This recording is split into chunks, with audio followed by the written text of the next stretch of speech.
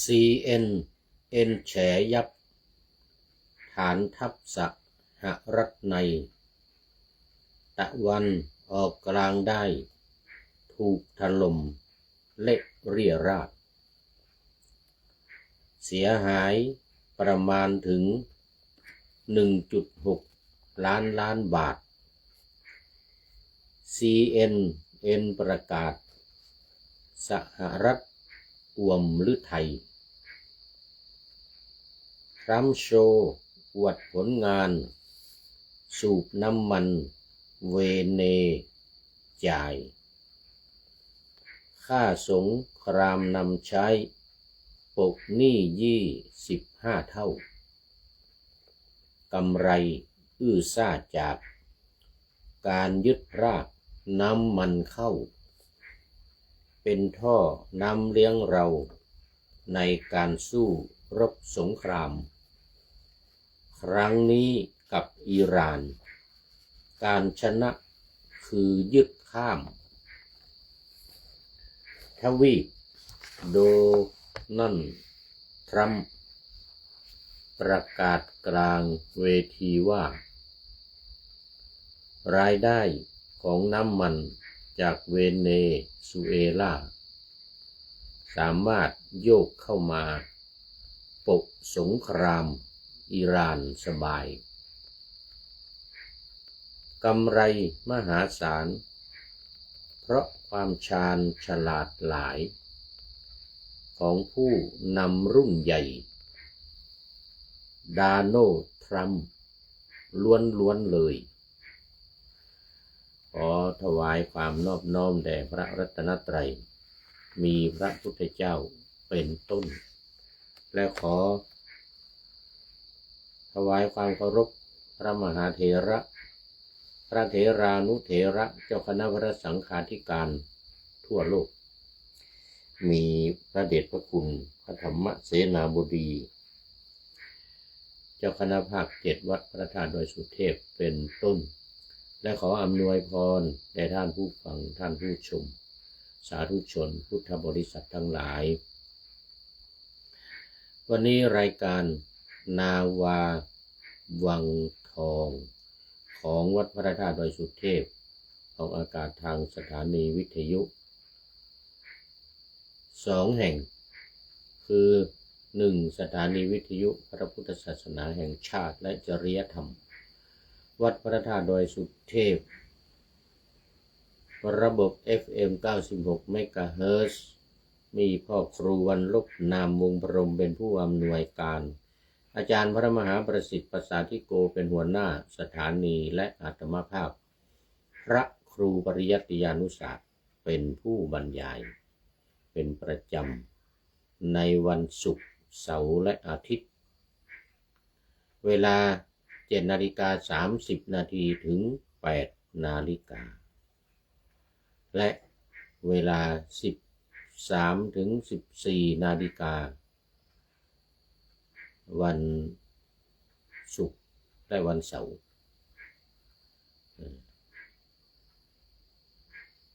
ก็คือ3 วันนี้มี5 เวลาช่วงเช้า3 เวลาและช่วงบ่าย2 เวลา2 วัน2 สถานีวิทยุเพื่อการศึกษาพระพุทธศาสนาและวัฒนธรรมวัดฝายหินตำบลสุเทพอำเภอเมืองจังหวัดเชียงใหม่มีพระครูสมุวิสุวัตรวรกิจโยเจ้าอาวาสวัดฝายหินเป็นผู้อำนวยการนำออกอากาศ4 วันคือวันพุธเวลา 17 ถึง 18 นาฬิกาวันศุกร์และวันเสาร์เวลา 14 ถึง 15 นาฬิกาและวันอาทิตย์เวลา 15 ถึง 16 นาฬิกาสำหรับวันนี้ก็บันทึกเสียงล่วงหน้ามา5 วันผ่านทาง Facebook ไลฟ์สวัยเทพบุญ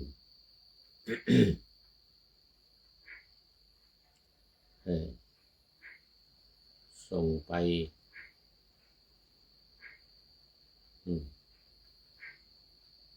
ทำMP3 จากทีมงานของวัดฝายหินแอดมินวัดฝายหินท่านพระครูสมุวิสุวัฒน์วรกิจโจก็เป็นแอดมินดำเนินการก็ถือโอกาสขอบคุณท่านพระครูสมุวิสุวัฒน์วรกิจโจไว้ณที่นี้เป็นอย่างยิ่งเอาละตอนนี้ก็เข้ามาสู่เนื้อหาสาระของธรรมะในรายการแต่ว่าก่อนจะเข้าสู่ธรรมะก็ขอประชาสัมพันธ์อีกเล็กน้อยก็เป็นก็ไม่เล็กน้อยก็เป็นประจำกิจกรรมของวัดพระธาตุดอยสุเทพเนื่องในวันวิสาขบูชาในชื่อว่า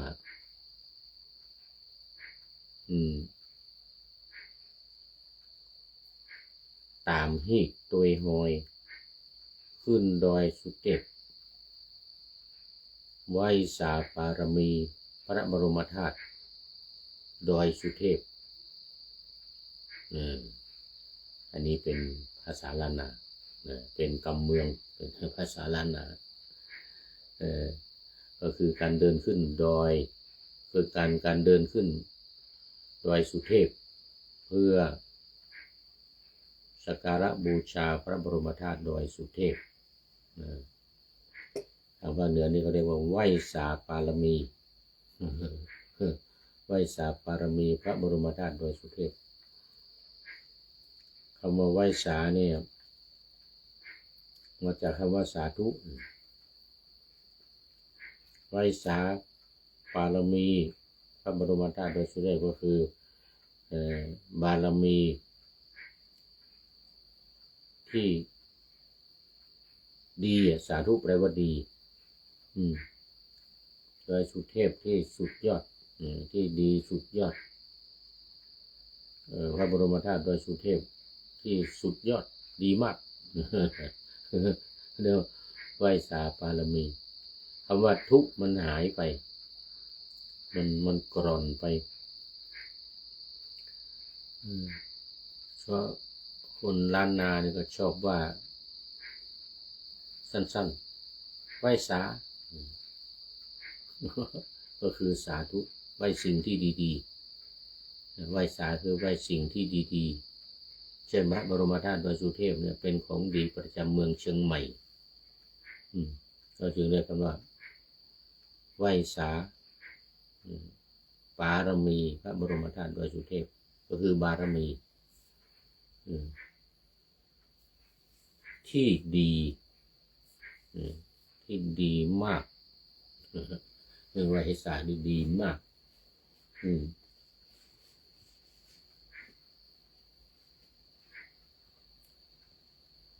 ดังนั้นประเพณีการเดินขึ้นดอยสุเทพจึงเป็นประเพณีที่ยอดนิยม สืบทอดและปฏิบัติกันมาหลายสิบปีเรียกว่ามันน่าจะเป็นร้อยปีมานะน่าจะเป็นร้อยปีตั้งแต่สมัยพญาชัยธาตุพญาชัยธาตุคือได้รับแต่งตั้งเป็นพญานะเป็นเจ้าพญาคำว่าชัยธาตุนี่มาจากคำว่าใจธาตุก็คือมาดูแลมาใจคือมาดูแลพระบรมธาตุทำความสะอาดแล้วก็จัดการอะไรต่างๆเรียบร้อยได้รับการแต่งตั้งจากเจ้านาย ฝ่ายเหนือณเชียงใหม่สมัยนั้น เจ้านายฝ่ายเหนือณเชียงใหม่ก็แต่งตั้งหลังจากที่สร้างพระธาตุดอยสุเทพเสร็จเรียบร้อยเนี่ยพระเจ้ากือนาเนี่ยพระเจ้ากือนาก็แต่งตั้งคนดูแลสิตั้งคนดูแลเป็นประจำแต่คนดูแลนั้นเรียกว่าพระยาใจพระยาใจธาตุธาตุก็คือพระบรมธาตุดอยสุเทพว่าสั้นๆธาตุใจก็คือมาดูแลมาทำความสะอาดอะไรต่างๆรักษาดูแลรักษาเขาเรียกว่ามาใจ แต่ว่าเวลาเขียนภาษาไทยออกเป็นชัย ใจนี่ก็เท่ากับชอช้างในภาษาไทยก็เลยเขียนเป็นทางการคือพญาชัยธาตุแต่ว่าถ้าออกเสียงเป็นล้านนาก็คือเขียนชัยก็จริงอ่ะแต่เวลาออกเสียงจะเป็นใจพญาใจธาตุบ้านอยู่ที่บริเวณวัดฝายหินข้างล่างวัดฝายหินแต่สมัยก่อนมันเป็นดงมันเป็นหมู่บ้านมันยังไม่เป็นมหาวิทยาลัยนะที่บริเวณ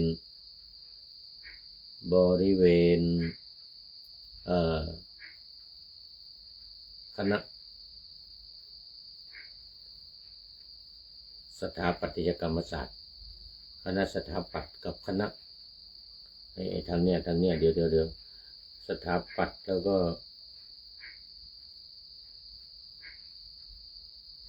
ลืมไป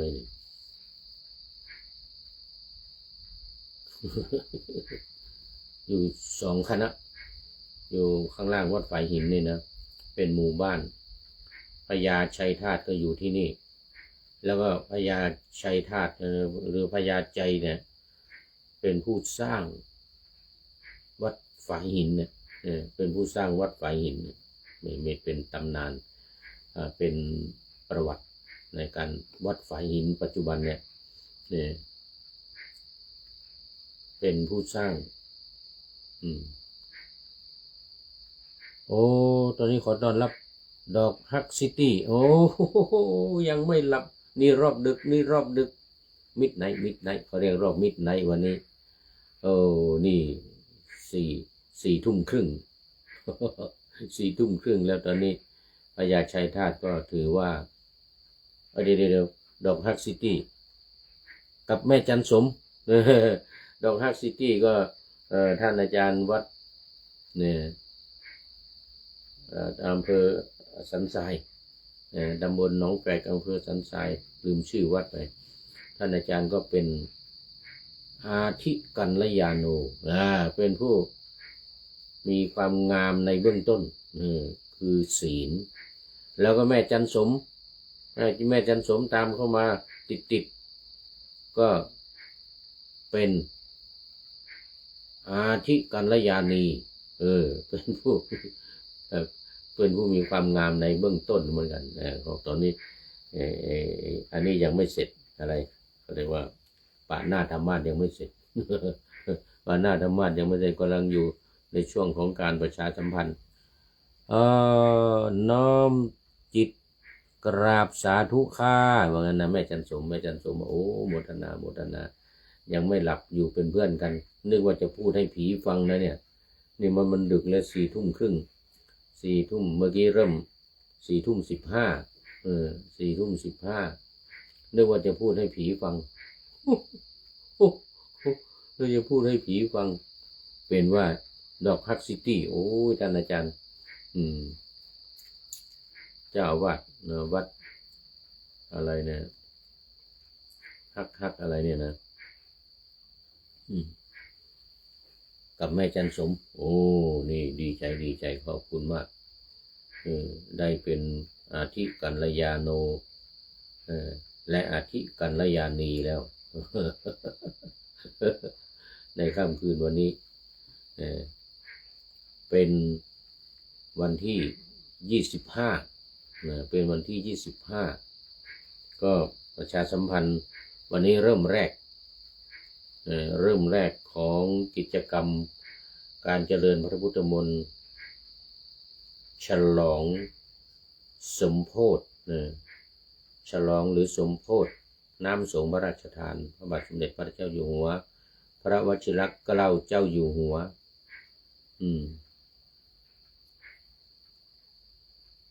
ที่จะนำมาสงน้ำพระบรมธาตุโดยสุเทพสักการะบูชาสงพระบรมธาตุโดยสุเทพในวันที่31เนี่ยซึ่งเป็นวันพระขึ้น15ค่ำวันวิสาขบูชาเป็นวันที่พระพุทธเจ้าประสูติตรัสรู้และปรินิพพานถูกตรงกับ3เหตุการณ์เลยประสูติที่ลุมพินีตรัสรู้ที่พุทธคยาหรืออุรุเวลาเสนานิคมเนี่ยนะพุทธคยาปัจจุบันเนี่ยนะแล้วก็ปรินิพพานโน้นที่เมืองกุสินารา3เหตุการณ์เลยอัศจรรย์มาก อัศจรรย์มากเนื่องจากว่ามันเป็นถือเอาความหมายนะความหมายการประสูติขึ้นมานี่ก็เพื่อที่ว่าจะเป็นพระพุทธเจ้านั่นแหละตรัสรู้ก็เพื่อเป็นพระพุทธเจ้าปรินิพพานนี่ก็คือความหมายก็คือพระพุทธเจ้าบรรลุนิพพานแล้วไม่พอยังปรินิพพานก็คือดับหมดเลยการเป็นพระพุทธเจ้าก็คือการดับกิเลสทั้งหลายหมดการประสูติมาวันประสูติก็คือวันประสูติที่เพื่อที่จะดับกิเลสทั้งหลายเมื่อดับกิเลสดับแล้วก็มีความสุขพ้นจากความทุกข์นี่เป้าหมายสำคัญของพระพุทธศาสนาเลยทีเดียวคือดับกิเลสทั้งหลายดับกองทุกข์นี่กิเลสก็คือกองทุกข์แล้วก็ถึงบรมสุขคือพระนิพพานเรียกกันว่านิพพานังปรมังสุขขังพระองค์ตรัสไว้พระนิพพานเป็นสุขอย่างยิ่งเป็นบรมสุขหรือเป็นสุขอย่างยิ่งเพราะฉะนั้นวันวิสาขบูชาเนี่ยมันจึงมีเหตุการณ์3อย่างคือประสูติตรัสรู้และปรินิพพานซึ่งความหมายมันคืออันเดียวกันมันคืออันเดียวกันคือการบรรลุเป็นพระพุทธเจ้าเสร็จแล้วก็เรียกว่านิพพานที่พอครบพระชนมายุ80ก็เข้าสู่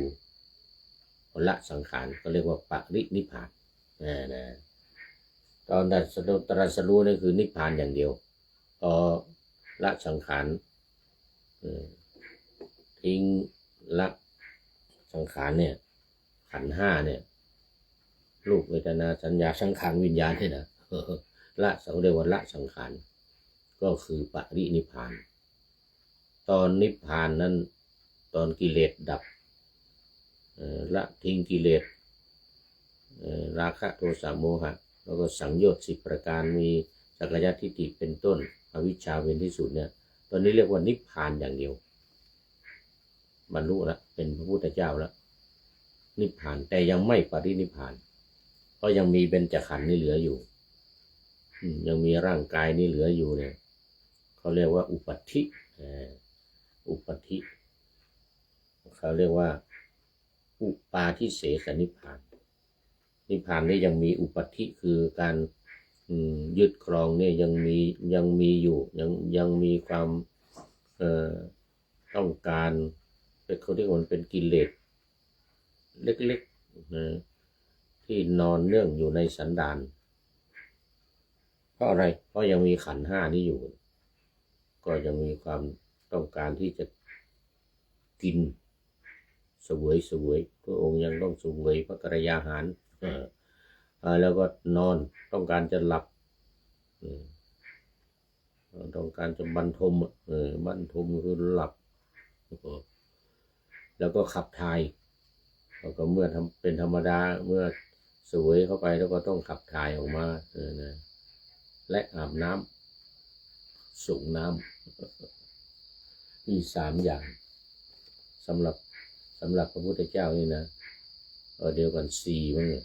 4 อย่างเนี่ยไอ้ที่เป็นอุปธิที่เหลืออยู่เนี่ยนะเพราะว่ามีสังขารอยู่เนี่ย1เสวยกินกิน2นอนหลับ3ขับถ่าย4อาบน้ำกับขับถ่ายนี่ก็เวลาเดียวกันนะคนละเวลาบางครั้งแต่อาบน้ำนี่วันละครั้งขับถ่ายอาจจะ2ก็ได้บางทีปัสสาวะเนี่ยจะ3-4ไม่ใช่ครั้งเดียวกันนะเพราะนั้นก็เป็นเรื่องสำคัญเลย4 อย่างเนี่ย1เสวยพระกรยาหารกินข้าว2พักผ่อนนอนหลับทรงพระบรรทมบรรทม3อาบน้ำอาบน้ำ4ขับถ่ายปัสสาวะอุจจาระ4 อย่างสำหรับพระพุทธเจ้าสำหรับพระนะสำหรับพระสำหรับสงฆ์องค์เนรพุทธเจ้าทั้งหลายภิกษุภิกษุณีแต่ถ้าอุบาสกอุบาสิกาศรัทธาญาติโยมฆราวาสคฤหัสถ์ญาติโยมนี่มีอีกเป็น5 อย่าง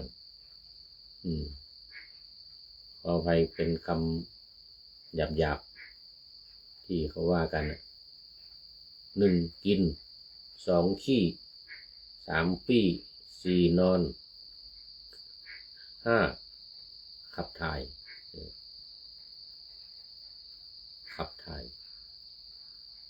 กินขี้ปี้นอนขับถ่ายเดี๋ยวมันมีอาบน้ำอีก6ก็ที่งั้นน่ะกินขี้ปี้นอนขับถ่ายอาบน้ำ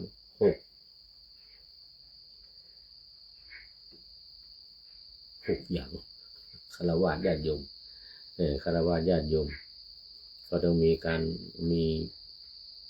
มีกินแล้วก็มีนอนแล้วก็มี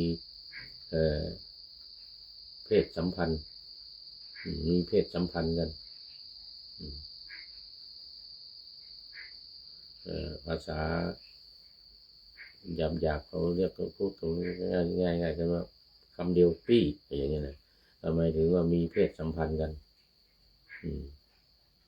แล้วก็นอนหลับขับถ่ายแล้วก็อาบน้ำ6 อย่างแต่พระพุทธเจ้ามีเท่าไหร่4นั่นเองพระพุทธเจ้ามี4ก็ไม่มีเรื่องของการมีเพศสัมพันธ์ไม่มี5ชื่อทางนั้นโอ้โหงงเลยมันดึกแล้วมันจะ5 ทุ่มละเดี๋ยวเสวยพระกรยาหารทรงพระบาทแล้วก็นอนบรรทม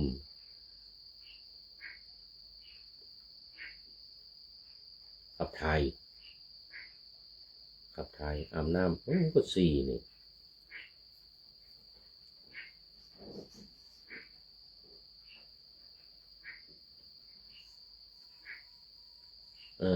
4แต่ฆราวาสญาติโยมมันมีแล้วมัน6ได้ยังไงงงเหมือนกันมีการกินนะแล้วก็ขับถ่ายนะแล้วก็มีเพศสัมพันธ์นะแล้วก็นอน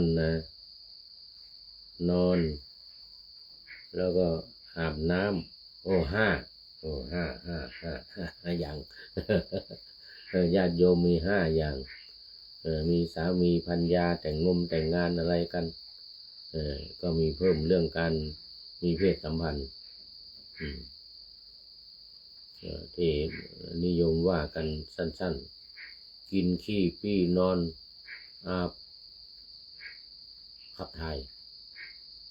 ขี้มีแล้วมีขี้ก็คือขับถ่ายนั่นเองแล้วก็มี5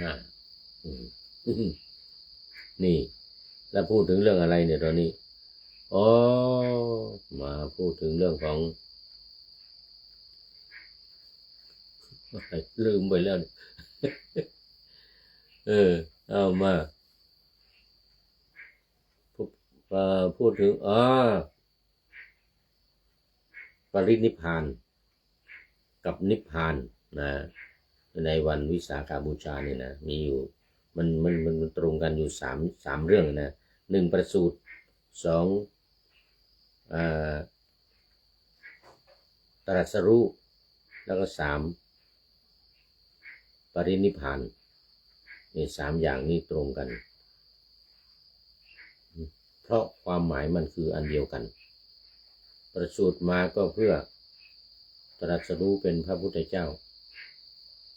ตรัสรู้ก็เพื่อเป็นพระพุทธเจ้า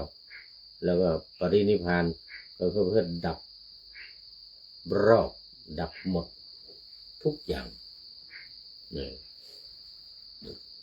ประสูติออกมาตรัสรู้ก็เพื่อการดับนี่เองเพื่อการดับกิเลสดับกองทุกข์ดับกิเลสดับกองทุกข์ถึงบรมสุขคือปรินิพพานนิพพานกับปรินิพพานนะ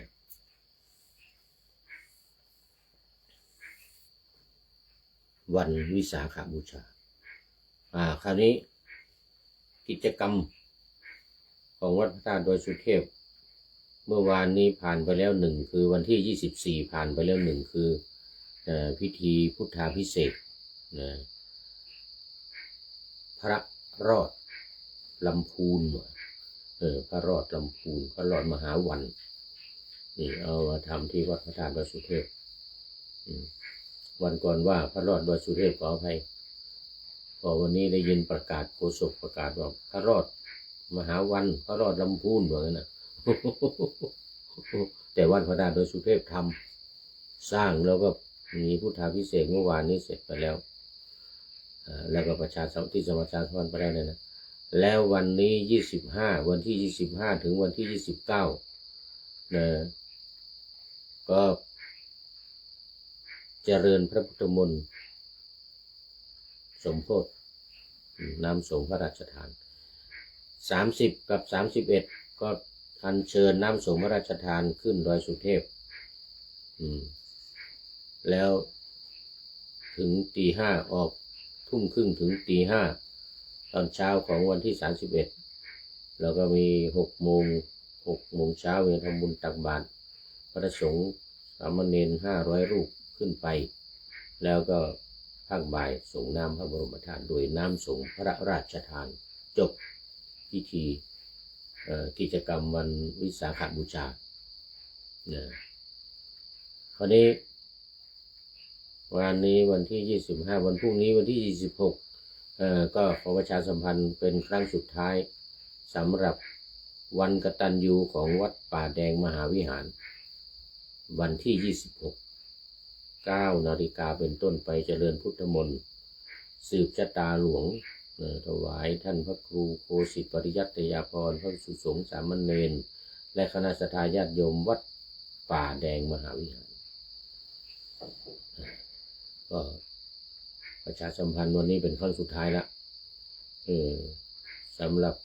เชิญชวนญาติโยมสาธุชนจากในตำบลสุเทพเนี่ยวัดป่าแดงวัดฝายหินอุโมงค์โป่งน้อยเป็นต้นในอำเภอเมืองเชียงใหม่และวัดบ้านกลางตำบลลี้หลวงอำเภอลี้จังหวัดลำพูนซึ่งเป็นบ้านเกิดของท่านพระครูโคสิตปริยัติยาภรณ์ทำบุญเนื่องในอายุวัฒนมงคลครบ76 ปีในวันที่26นี้พร้อมกับทักษิณานุปทานถวายให้แก่บรรพชนของวัดป่าแดงก็คือพระเจ้า3 ฝั่งแกนที่สร้างวัดป่าแดงมหาวิหารและพระเจ้าติโลกราชมาทรงบูรณะปฏิสังขรณ์แล้วก็สร้างเจดีย์เดี๋ยว อุโบสถอุโบสถวัดป่าแดงอุโบสถหรือเจดีย์นี่นะ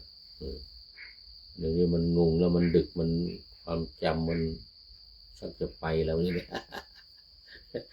ดึกมานี่นะถือโอกาสประชาสัมพันธ์เป็นครั้งสุดท้ายแล้ววันนี้แล้วรายการนี้จะไปออกอากาศในวันที่29นะเนี่ยนาวาวังทองเนี่ยนะบันทึกเสียงล่วงหน้า5 วันนี่นะก็อย่างงงเด้อท่านผู้ฟังที่ฟังทางวิทยุวันที่29ก็จะงงว่าโอ้วันนี้มันคนจริงมันเป็นวันที่บันทึก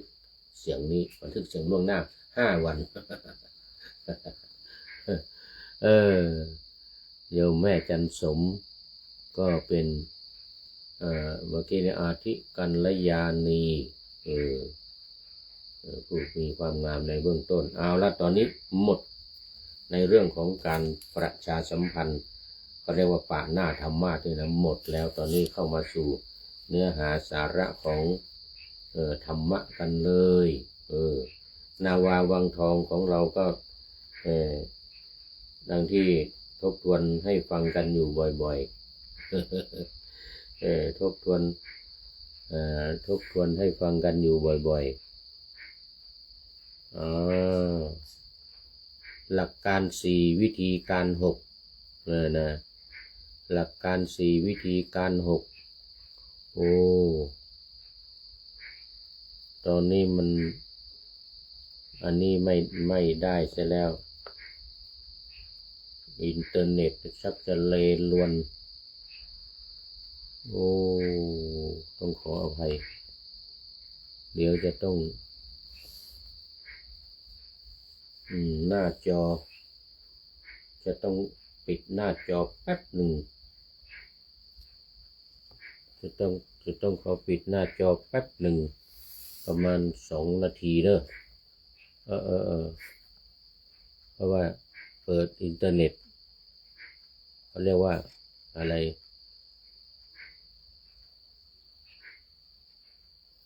นี่นะ